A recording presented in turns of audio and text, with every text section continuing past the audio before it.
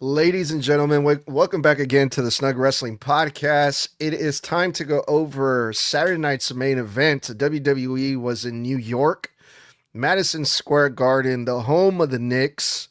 And also, I guess in a way, this is also a home for the WWE.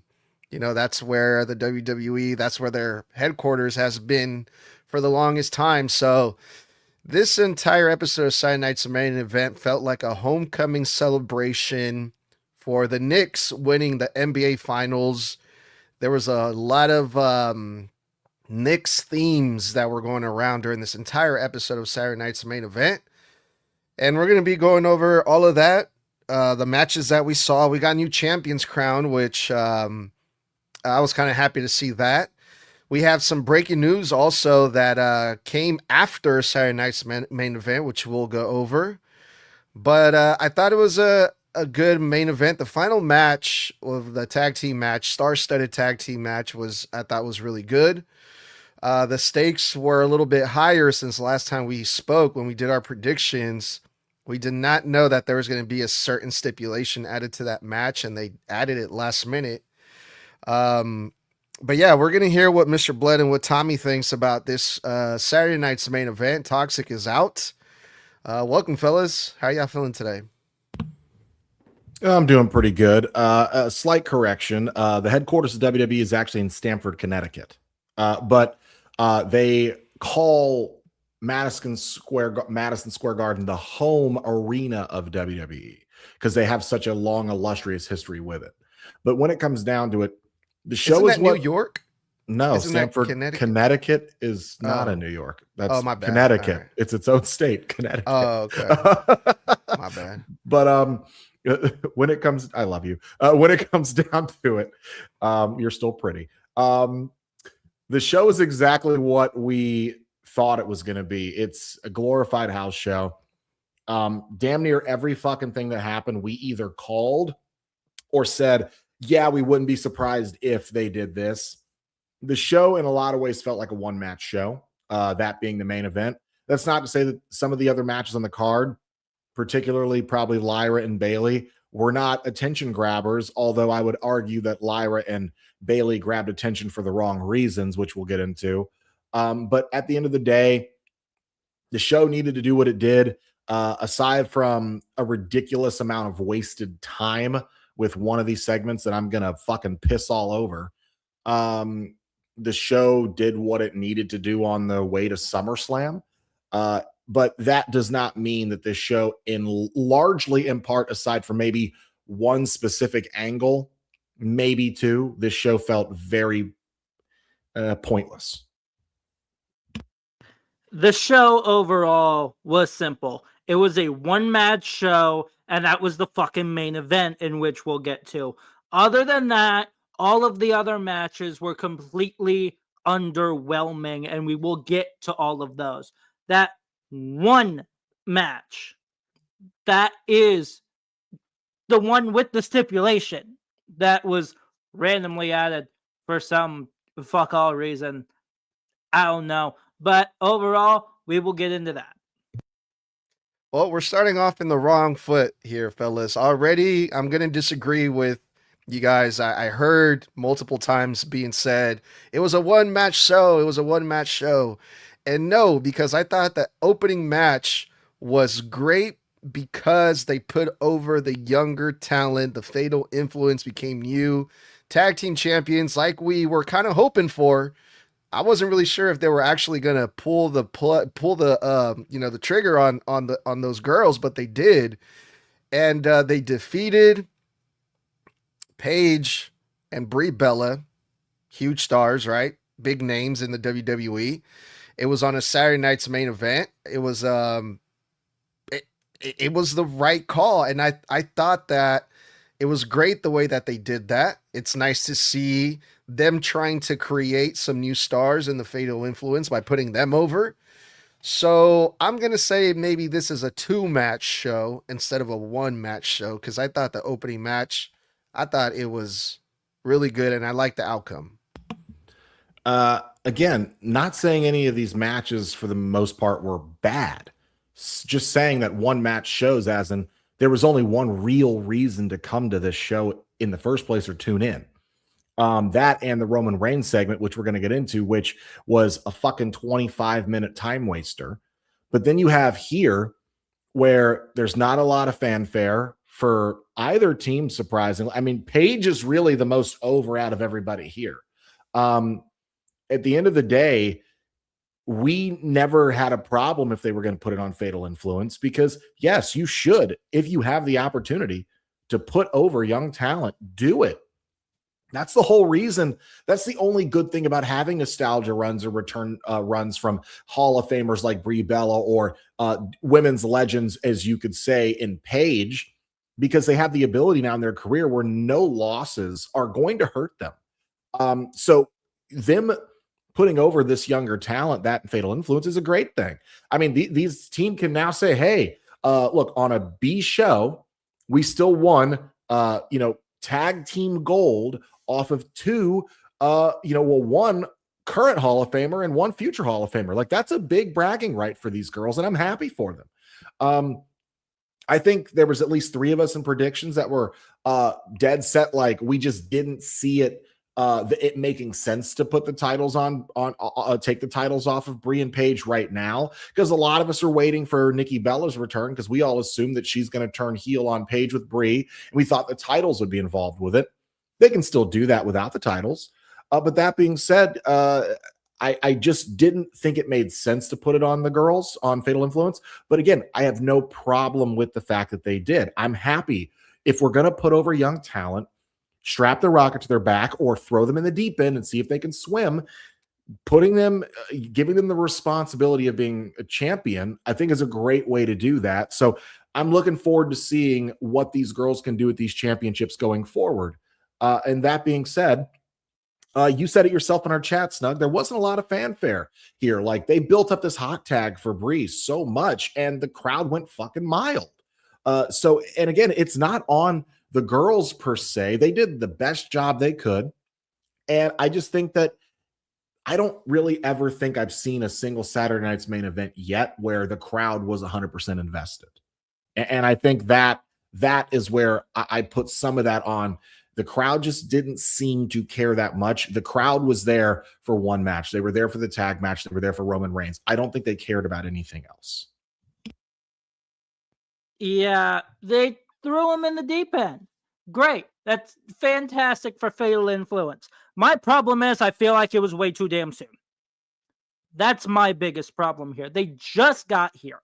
I get that they are trying to put over the younger talent. Great. But at the same time, they just got here. They've been here for 2 months, if that. So that's just my thing, is I felt like it was just too soon for it. What also was getting me a little bit iffy is, they lost the tag titles. Where the fuck was Nikki? As soon as they lost them, the first thing I said was, okay, where's Nikki Bella at?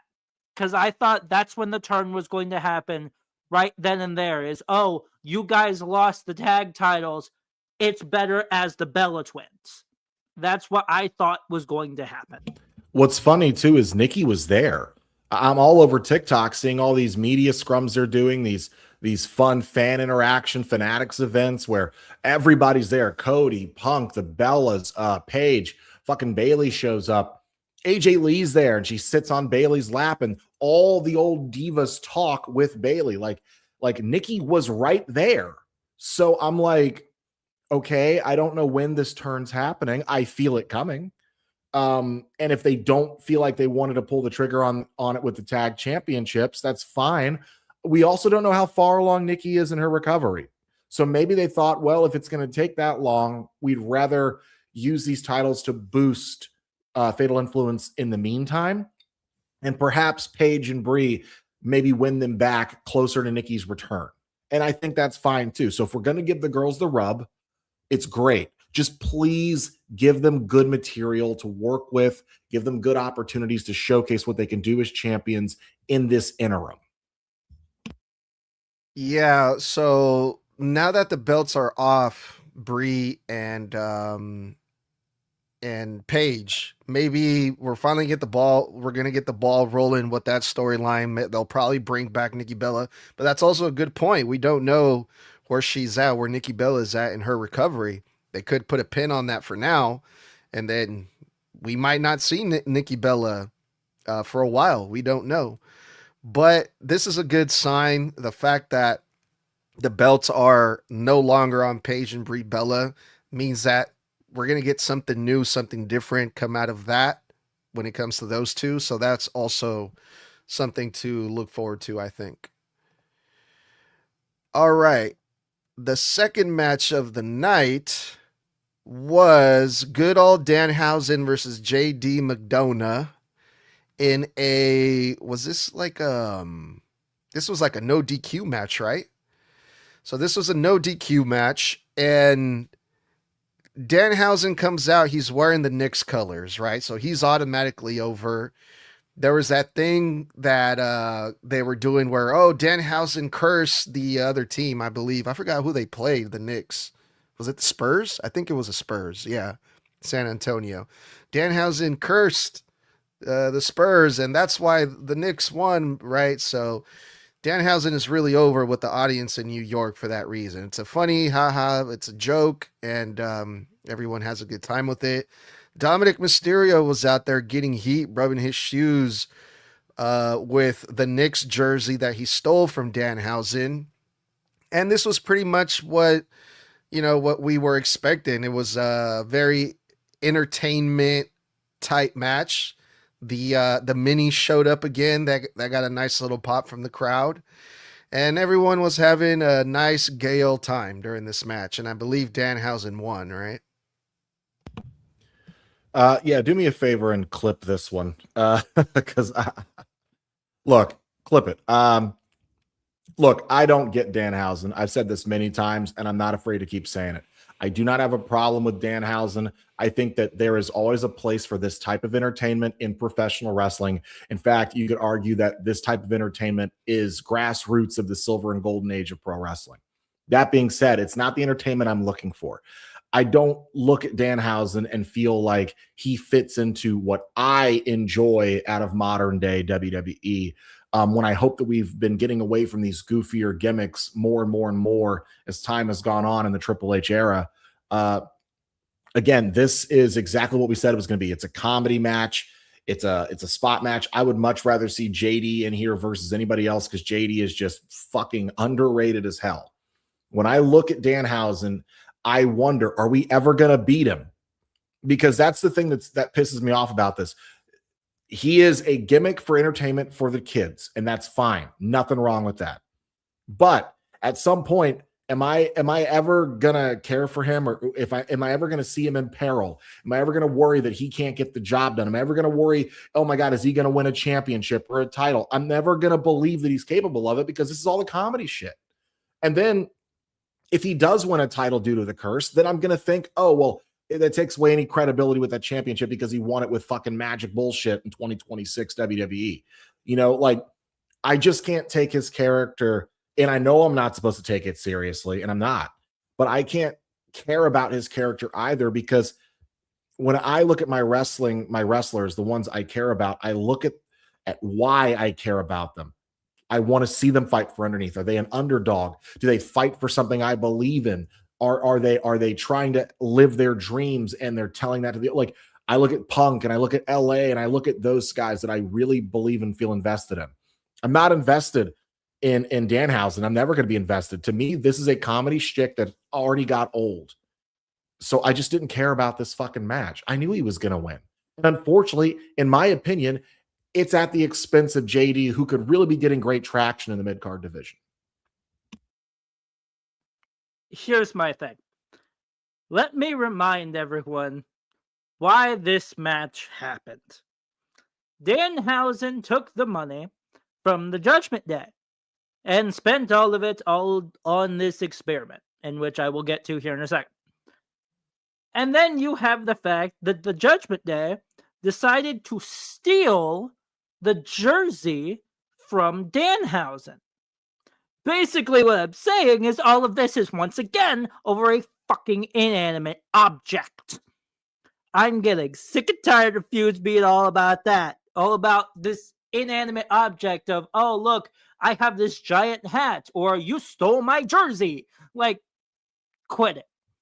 And then you've got the box. This massive experiment that Danhausen was creating involving that cloning machine. I'm sorry, it was Carl Anthony? All of this build up with it. Even going, hey, look, I'm going to bring a cat into it and put that in the box.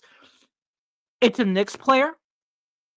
Out of anybody you could ever choose, it's Carl Anthony. That's my problem. That just felt like an entire waste of a spot. Yeah, I completely forgot about that. The fact that, well, they do say that everything that comes out of a box is automatically over. And yeah, Carl Anthony, he plays for the Knicks. So yeah, he was over there in Madison Square Garden. So let me just remind you what you just said, by the way. Your exact words were, oh yeah, I forgot about that, even though it just happened last night. That right there is as damning as it could ever be. That's how ridiculous this shit is. It's so over the top all the time. It's the same shit every single time he pops up for something that it's forgettable at a point. You can't do the same thing forever and expect it to work all the time. We watched this show. This show was 24 hours ago. You just said you forgot about one of the biggest pop-up appearances of the night. That says a lot. Here's the thing. I had a few drinks last night, to be fair, so that could be why I forgot. But also, most of this Saturday night's main event was built around the Knicks. I'm not a Knicks fan. Yeah, I'm a Sacramento Kings fan, first of all. So I just don't care about them showing all these video packages and having the Knicks players there and put this big Knicks celebration. It's not for me. This whole thing was a fucking circle jerk between WWE and New York's Knicks. Like, to me, like, first off, and you can take this one to the bank, fuck the Knicks. I mean, Jesus Christ, you guys finally win it, and then your city, the aftermath of you winning, looks like the Avengers just saved New York in 2012 again. Like, Jesus fucking Christ. But also, this entire show was nothing but how much can we glaze a fucking city? You know how, like, they say that there's the cheap pops? You get cheap heat by shitting all over the local sports team, or you get the cheap pop by praising the local town, saying their name. Tonight we're in New York City. And they're like, yeah, he said the place that I'm from. This was literally like the whole show was just the cheap pop for, hey, the Knicks. Hey, NBA people, you might know if you're watching basketball as a wrestling fan. Buy this legacy title. Like, that's all this show was. It was a fucking circle jerk reverse glaze, back and forth, just glazing each other. It's fucking stupid. So that I feel like you can get away with stuff like that if this was a house show, if this was like a live event, yes, do that. But like, for everyone else that's watching all over the world and in other states, like, they don't give a fuck. This is just for New York. And it's like, it's just, bro. It's just not for me, dog. Well, I mean, look, I know you said that you had a couple of drinks, maybe that fucked up your memory. And look, for me, just to get through this, I know I need something strong, but I didn't drink. So if you're like me and you need that morning caffeine kick, but you want to skip the crash, check out Strong Coffee Company. Their instant blends pack 15 grams of protein, 5 grams of MCTs, and 250 milligrams of adaptogens like ashwagandha and theanine. So get steady energy, sharper focus, and no jitters. It's made with organic Arabica coffee and tastes incredible. Whether you go for the bold black blend or one of their creamy lattes. And because you listen to Snug Wrestling, you get 20% off your order today with the code SNUG at checkout. It's the best deal they offer anywhere. And yeah, we do earn a small commission when you use that code, but it helps keeps the show going and you get better coffee in return. So hit up strongcoffeecompany.com and enter in the code SNUG, S-N-U-G, at checkout and fuel your mornings the smart way. All right. So we went from that to, we had the match, the singles match between Lyra and Bayley. And again, not a lot of fanfare blood, like you said before. These two, I mean, they did a little angle on Friday Night SmackDown where Lyra came out like all depressed and looking like a bum, basically. But I think the highlight of this match was Bayley accidentally potatoing Lyra and busted her open. And I think that's when the match kind of turned up for me there. And again, dude, I wasn't really too into this match, unfortunately. And I'm pretty sure I stepped away during this match and I didn't even see the finish because it was just like, whoever wins, does it really make a difference? I don't know. Who won this thing, by the way? Lyra. Look here, which is what a lot of us said anyway. It was my prediction for sure. I said there's no fucking point in turning her heel if you're going to have her lose immediately. Then she's kind of DOA as far as her new gimmick is concerned. They also released new Instagram photos of her from this previous Monday in that ratty t-shirt and they had like the dirt all over her face and their makeup making her look like she was disheveled and a psycho out of a psychiatric ward, even though her shoes were shiny as shit. And my thing is like they had her doing the emo pose in the picture. She's doing like circa 2008 Kristen Stewart Twilight, like in the photos, like, oh, like, don't. I'm just like, this is so fucking cringe, bro. The match, like I said, this match was talked about for all the wrong reasons, because I do believe these girls went out there and they wrestled a pretty solid fucking match up until Bayley had her on the apron, was going for a forearm smash in her chest, and her elbow bammed right into Lyra's nose. I believe it was a broken nose because it was bleeding like a broken nose. And from there, the match kind of started to break down a little bit. They're trying to stop the flow of Lyra from her nose. Lyra's just bleeding all over the outside, all over the ring, all down her front. Bayley's Bayley's a consummate professional. She wants to attack her, but she's got to wait to make sure they're stopping it. She goes for a suicide dive and then lands right on Lyra's upper half and bounces across her face again. And I'm like, oh my fucking God. Like, what are we doing here? Look, Bayley is a consummate professional. She knows what she's doing.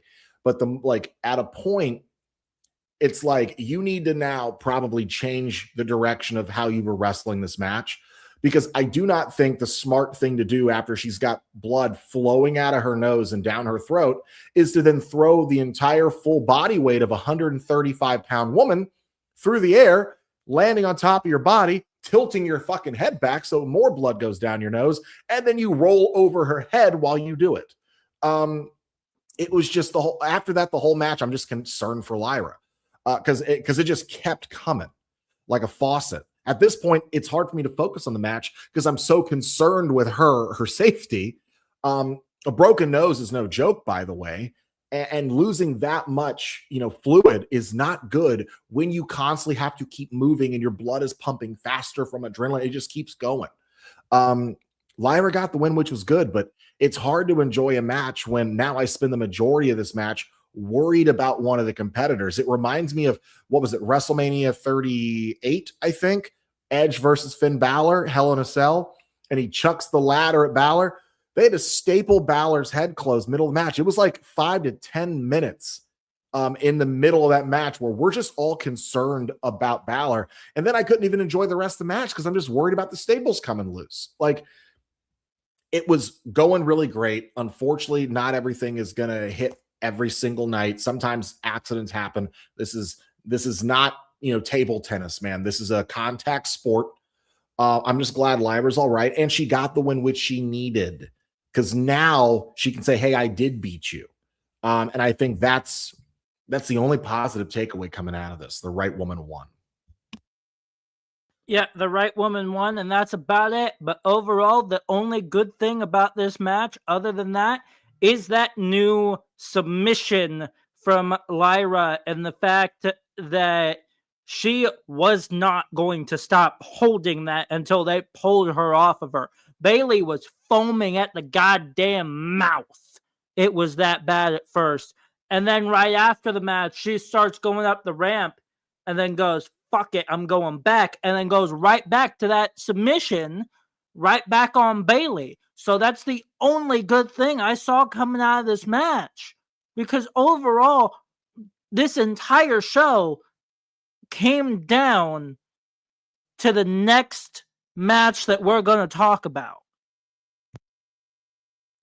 All right, I got to tell you guys about our good friends from Good Feels. This episode of Snug Wrestling is brought to you by Good Feels. Good Feels is redefining relaxation with its lineup of refreshing THC-infused cannabis seltzers made with high-quality, natural ingredients. Every drink is carefully formulated to deliver a clean, consistent, and a great tasting experience without alcohol.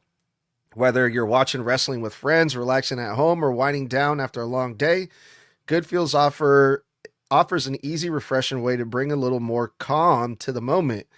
Their cannabis seltzers are designed for people looking for a balanced alternative, traditional ways of unwinding with delicious flavors that fit perfectly into social gatherings or quiet nights in.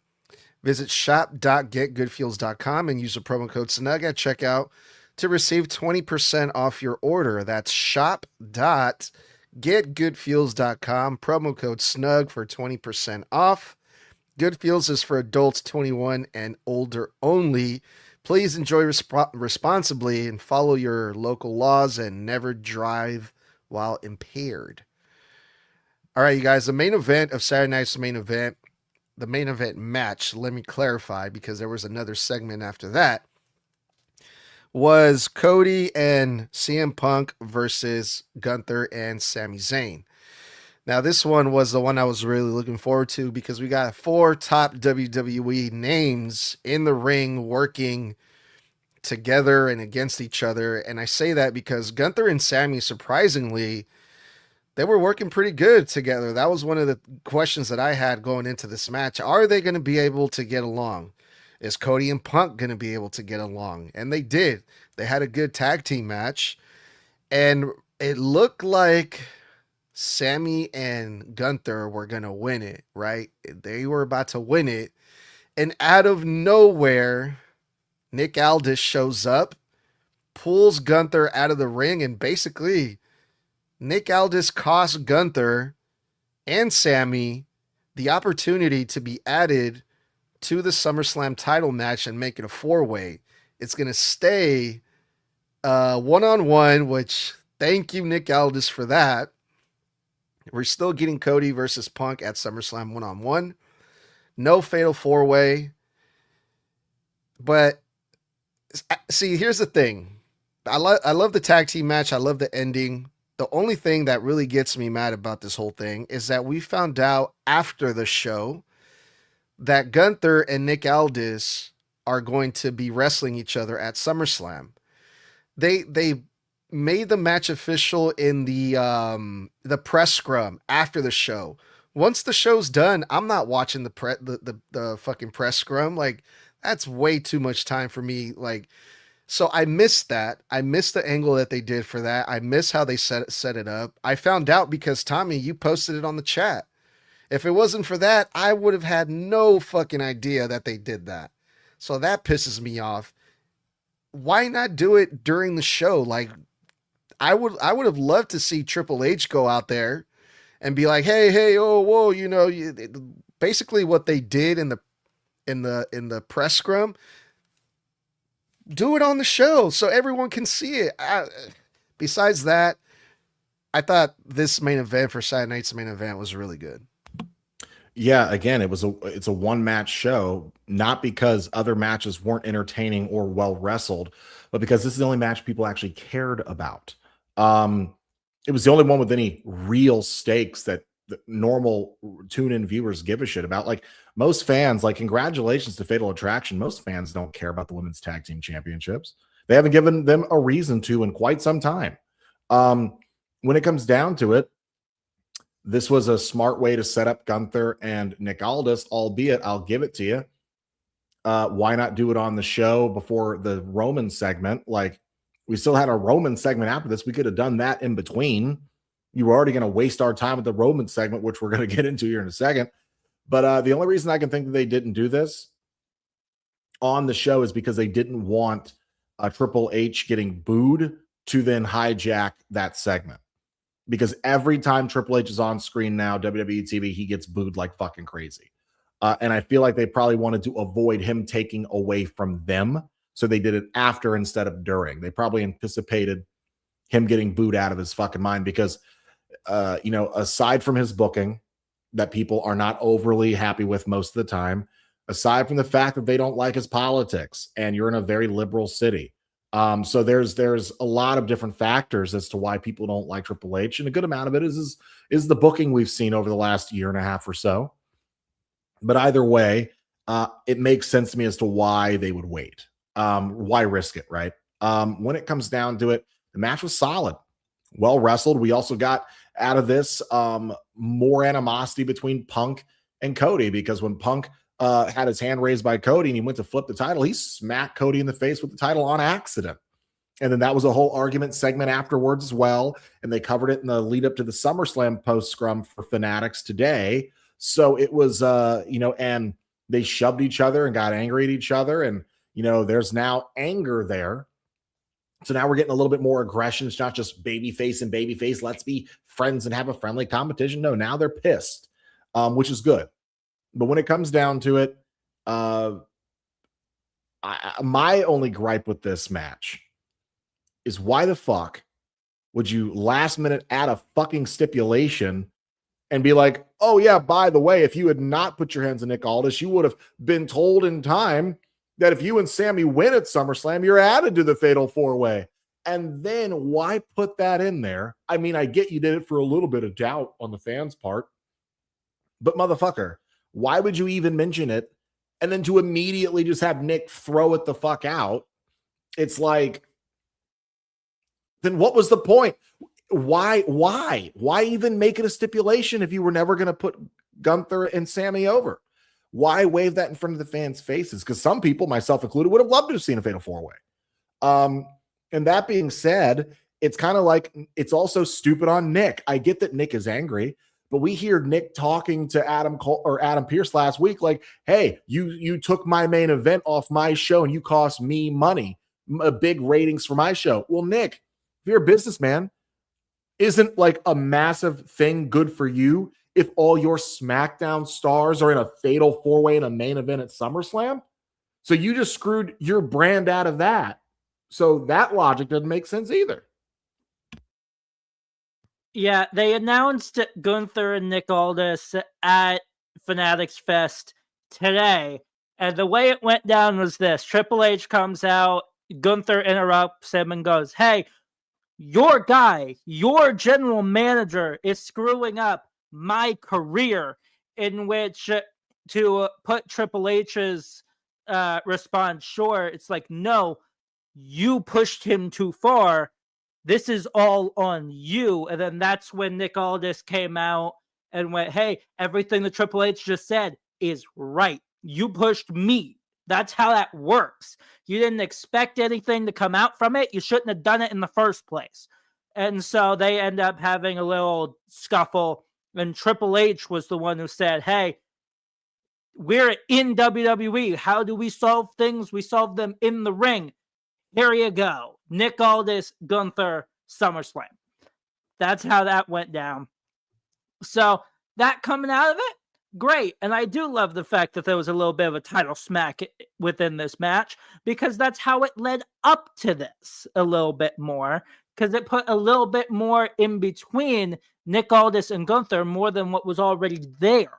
So this, for sure, match of the night by far. It stays that one-on-one, in which, honestly, I think is a better choice here, because I just wouldn't want Sammy and Gunther there if they've been teasing for the past 2 damn years a one-on-one match between CM Punk and Cody Rhodes for that undisputed title ever since Cody first won it. You're muted. Thanks, Tommy. Yeah, the only one that seems like that really got screwed out of this whole thing was Sami Zayn. We're not going to get a fatal four-way, but Gunther's still going to be at SummerSlam. What's going to happen with Sammy? I mean, I wonder if Sammy's going to be pissed off at Nick Aldis, because technically Nick Aldis cost them both an opportunity for a title match at SummerSlam. Not just Gunther, Sammy as well. So I wonder if they're going to follow up with that. I wonder if Sammy interferes in one of these matches at SummerSlam. Or it's possible, what if Nick makes him the special guest referee? Yeah, so maybe we'll see if Sammy finds a way to get himself on that card, which I'm sure, I mean, it would have made sense to have Sammy in that SummerSlam card. I mean, he's been doing awesome things, I feel like, with this character, So I would like to see Sammy at SummerSlam, but yeah, I mean, could this be one of the reasons that they decided to go with Nick Aldis and Gunther because of the low ticket sales? We were wondering, I wonder what they're going to do. I wonder what they're going to come up with to try to create more buzz around SummerSlam and maybe get some more ticket sales. I mean, I think that's a good idea. I mean, I'm sure a lot of people would love to see Nick Aldis wrestle for the first time ever in WWE. I don't think he's ever wrestled in WWE before, so I think a lot of people I think a lot of people who are more than just the average WWE fan, who are fans of professional wrestling and other promotions, have seen Nick and know that Nick is incredible, and know that, hell, Nick wrestled Cody, I believe, at the original All In. So like if you know wrestling, Nick can go. Nick's a great wrestler. Still would have loved to have seen Adam Pearce get back in the ring at some point, but getting Nick, that's great. Nick is fucking fantastic.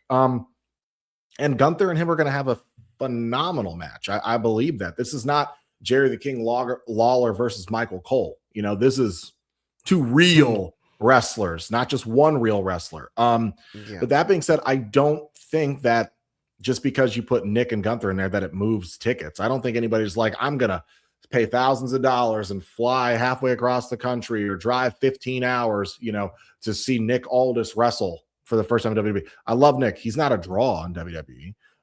And that being said, I don't think it moves. I think it adds to the intrigue of the card, but to the intrigue of people who are already going to be watching it or are already going to be there. I still think we need something else to tip the scales in their favor to move those last, 15, 16,000 tickets per night. I still think the only thing that really does that, in my real honest opinion here, is you either promise The Rock or you fully announce, and I mean actually have Oba call Brock out and tell him to put his career on the line.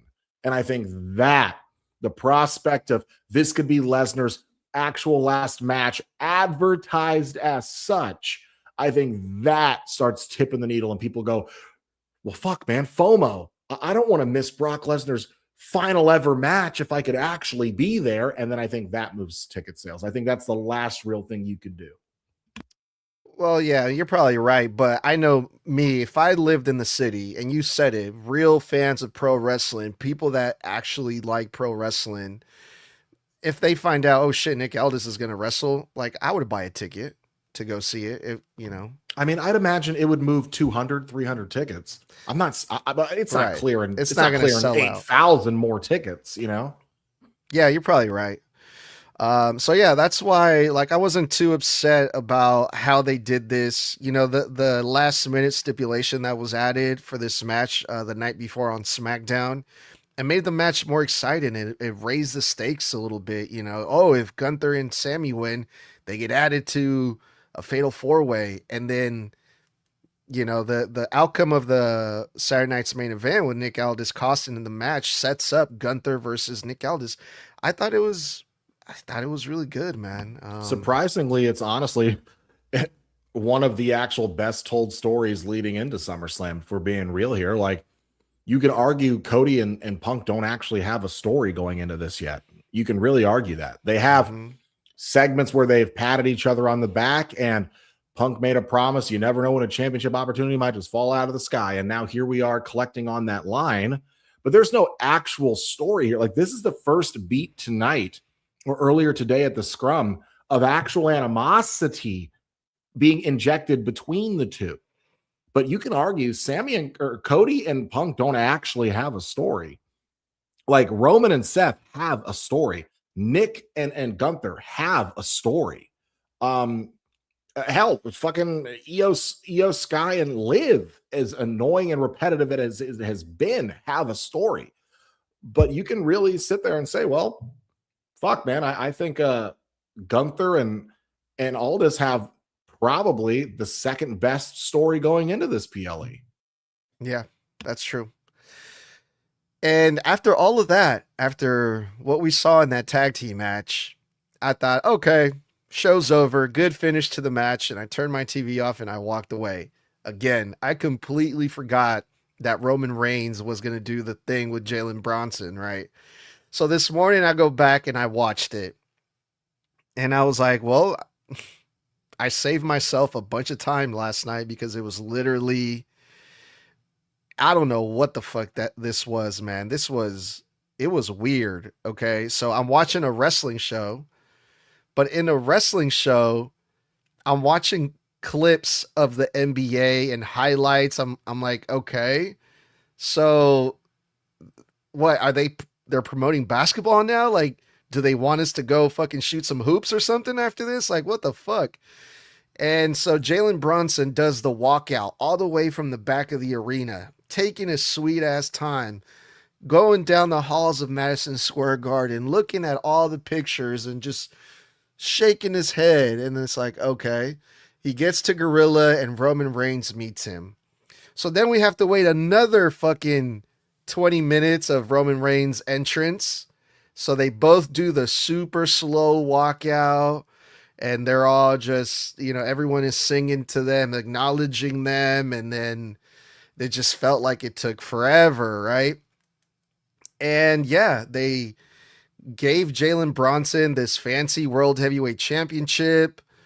And it was kind of like what we predicted, another basketball player showed up, Tyrese Halliburton from the Indiana Pacers, who has nothing to do with New York, or SummerSlam is not going to be in Indiana. Is it Indiana? No, right? No. So Tyrese Halliburton shows up with Seth Rollins and they have a little brawl, Seth and Roman. And that's pretty much it. Like, I don't know. Again, it was just a fucking homecoming for the Knicks. And yeah, we're still celebrating the fact that the Knicks are the NBA championships. They're the NBA champions. I'm a Kings fan, so I'm from Sacramento. I did not care about this. I watch the NBA. I like the NBA. But as soon as my team is out, I'm out. So I can care less about this. Yeah, I'm gonna piss all over this. This is one for the clips there, Edgar. Fuck the Knicks. Like, oh my God. When I tell you this is one of the biggest circle jerks of a show I've seen in a while. The NBA and Knicks and WWE just sitting there glazing each other for 2 hours. And then we get a 25 plus minute segment from this motherfucker walking from the back of the building all the way to Gorilla. Then Roman's 29-year-long entrance. Then we have some talking and more circle jerking. And it's exactly what I said when we were like, well, what are we expecting of this segment? And we were doing predictions. And I said, I bet you Roman hands him a legacy title. And what fucking happened? He hands him a legacy title. Then we get like, oh my God, like Tyrese Halliburton. And people are like, well, why are they here? I'll tell you why. Because one, they're all in the WWE 2K25 and 2K26 game as playable characters. The NBA has playable characters in WWE's 2K26 and 25. Tyrese Halliburton and this other fuck are both in the game. Okay. Then you have the fact that it's ESPN, even though this is Saturday Night's Main Event on Peacock, they're going to run all these highlights on ESPN. So it's a circle jerk for the ESPN network as well with their partnership with WWE. Then we also get the bullshit of Seth coming out. Then it was like exactly what we said. We hoped we're like, oh my God, please just if Seth comes out. And then he came out and it was still shit. Like he gets speared. It's like, it's over. Like, and then he like walks out with who was it that raised his, like, it was a whole thing where I'm just like, dude, this is almost a half an hour after the last match has ended. What the fuck? This could have been on the scrum. This could have been in the hype buildup for SummerSlam, in the ring with the live fans for Fanatics. Why the fuck was this here? A half hour.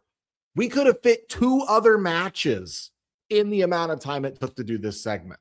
What a waste of fucking time. Here's the problem with it being on the kickoff show. If it was, Roman didn't even fucking show up to the kickoff show. It was legitimately just Michael Cole talking to Seth Rollins. That's what happened at Fanatics Fest. Was he supposed to show up, Roman? People were chanting OTC, and then all of a sudden Seth makes the joke of, hey, yeah, let's bring him out. He's not here. No, he was not advertised. To answer your question, what Tommy's trying to allude to is saying, why not put it there when Seth was already there? Yeah, it overall sucked. This entire thing. You spent 10 fucking minutes, 5 of which was just Jalen Brunson walking from the back of the damn building to the fucking curtain. That's the problem. 5 entire minutes of this man just walking, shaking his head at old pictures of the Knicks and just walking himself to the curtain, meeting Roman Reigns there, and then another 5 minutes of Roman.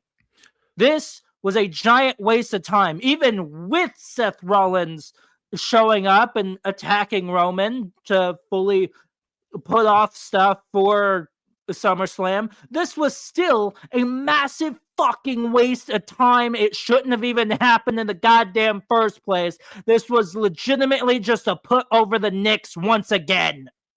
Literally speaking, the entirety of when the crowd stops chanting OTC, like when they first start talking to Seth getting speared and the segment ends and the show goes off the air, you could have fit that inside the amount of time it took to get the entrances over twice.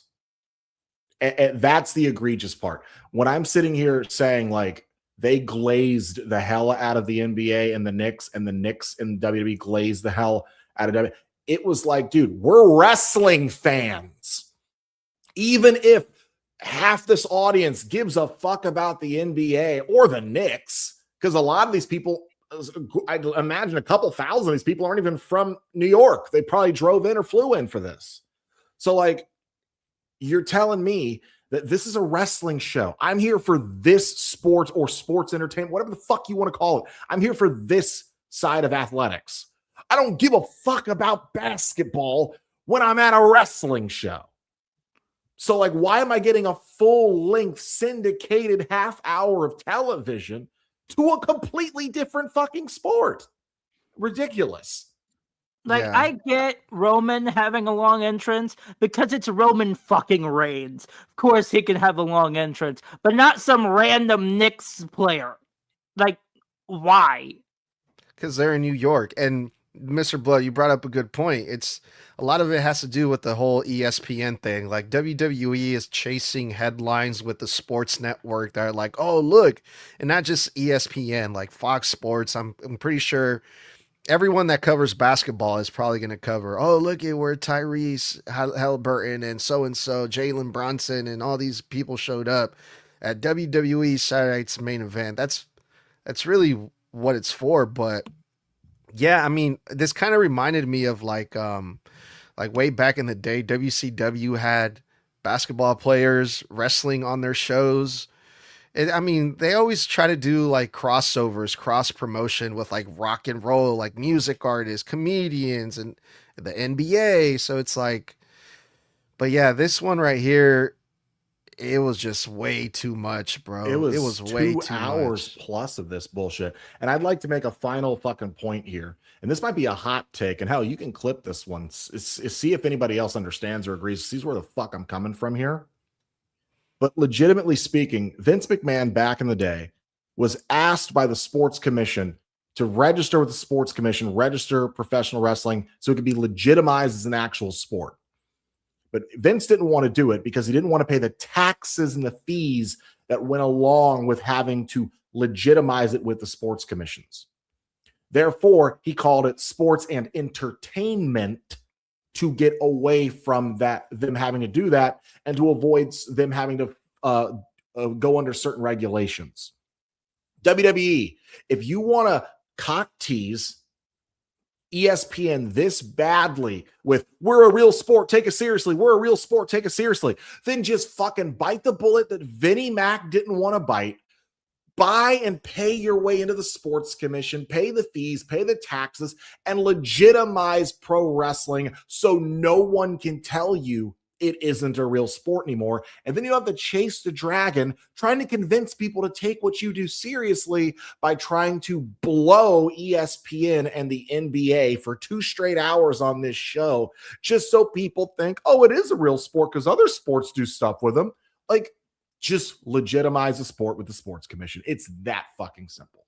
And we can solve this problem, and people will be able to shit and talk all they want over you, but they wouldn't be able to take away from you that you are now a full-blown legitimized sport. And you wouldn't have to do shit like get on your hands and knees and suck the dick of ESPN as hard as you did last night.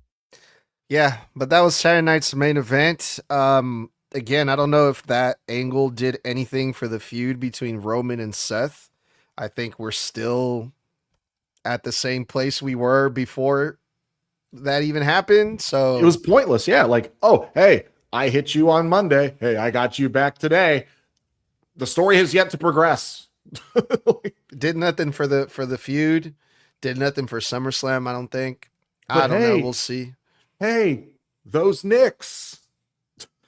Yeah, those Knicks, like, they're over here. They're still like putting over the Knicks. I get that, right? But like a month and a half, bro.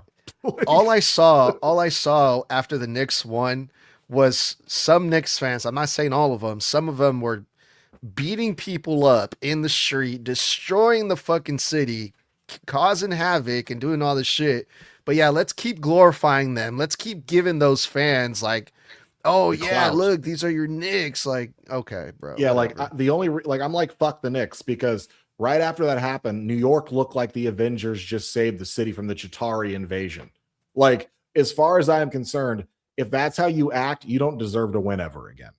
Beating up cops and shit. Yeah, like for real. Like literally within the last week as well, they gave Danhausen his own fucking parade and called it the Uncursing Parade just because he uncursed them. It's ridiculous. Take his own blood. No. Well,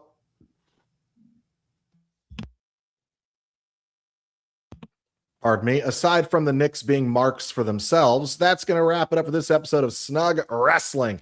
Thank you all for tuning in. We appreciate every single one of you for supporting the show. You can catch us live every Monday night after Raw, every Wednesday at 9 p.m. Eastern, 8 o'clock Central, and 6 p.m. Pacific for our NXT post-show reviews. Then every Thursday at those same times on TikTok Live, where we discuss random and relevant wrestling topics and answer your fan questions live. And every Sunday at those same times for our SmackDown post-show review. We do go live on Facebook, YouTube, X, Instagram, and Kick for every live episode. If you do miss those episodes live, you can always check out the video format of them on our YouTube channel, or head on over to Apple and Spotify and introduce yourself to the Snug Wrestling Library. And mark your calendars. We have predictions coming on Wednesday, the 29th for SummerSlam at those same times of 9 o'clock Eastern, 8 o'clock Central, and 6 o'clock Pacific for the predictions for SummerSlam that following weekend. Follow Snug Wrestling everywhere on all social media, Apple and Spotify, and grab your merch from teepublic.com, teepublic.com/Snug Wrestling to pick up your Snug Wrestling merch today and support the channel. Until next time, stay safe, stay savage, and stay snug.